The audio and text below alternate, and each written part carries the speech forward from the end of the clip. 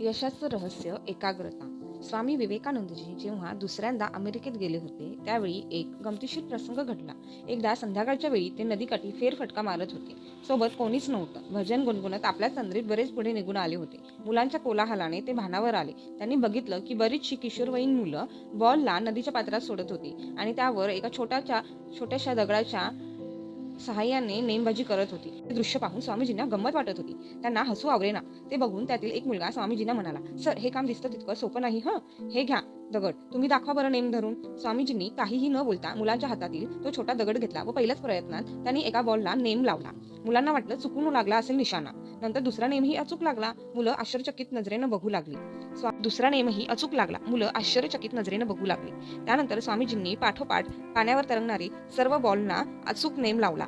सारी मुलं आश्चर्याने थक्क झाली. त्यांना वाटलं की स्वामीजी कसलेले नेमबाज असावेत. स्वामीजींनी मुलांचा भाव ओळखून त्यांच्याशी संवाद साधत म्हटले, "मित्रांनो, माझ्या या यशाचं कारण माझ्या एकाग्रतेत आहे. मी ज्यावेळी माझ्या लक्ष्यावर मन केंद्रित करतो, त्यावेळी मी निश्चय जिंकतो. मी मन एकाग्र करून नेम धरला आणि प्रत्येक वेळी अचूक बॉलला टिपत गेलो."